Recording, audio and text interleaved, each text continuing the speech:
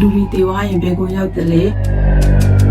လွတ်ရချွရကိုဘဝကူးခြင်းဟာလူရဲ့ကိုယ်ပိုင်ရွေးချယ်မှုဖြစ်ပြီးတစ်စီအဖြစ်လူတွေဘာကြောင့်ကြံရည်ခဲ့တယ်လဲစီရီယာလူတွေရှိရနေပြီးတော့တက်ရှိတဲ့ကြောက်စိတ်လောဘစိတ်ဒေါသစိတ်စသည်မကောင်းတဲ့စွမ်းအင်တွေကိုစုပ်ယူပြီးတော့အင်အားကြီးထွားလာကြတာလေ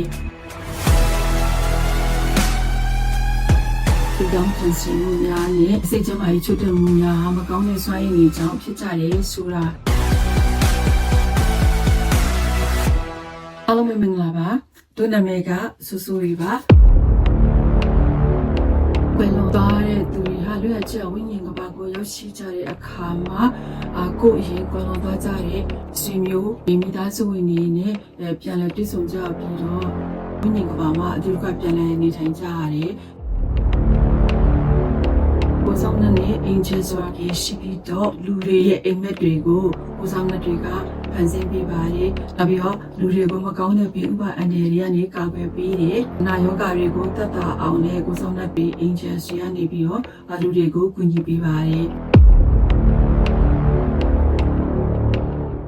ဒီပါကြီးအမတူညီတဲ့ကမ္ဘာမျက်နှာပြင်၄ခုရှယ်ပြီးနေထိုင်နေဆိုတဲ့အကြောင်းနဲ့ဒီမြေအောက်ကဘာမှာဖယ်ရီနဲ့သမီးလေးတွေအပြင်ယူနီကွန်ဆိုတဲ့မြင်းပြန်တွေလည်းနေထိုင်တာကိုမျက်မြင်တွေ့ကြရတယ်ဆိုတဲ့အကြောင်းချောကဘာကနေပြီးတော့လာတဲ့ဂျူကာနှစ်ဦးနဲ့တွေ့ဆုံခဲ့ပြီးတော့ဘလို့ဘာကြောင့်မလို့ဒီကမ္ဘာမြေပြင်မှာရှိနေရဆိုတဲ့အကြောင်း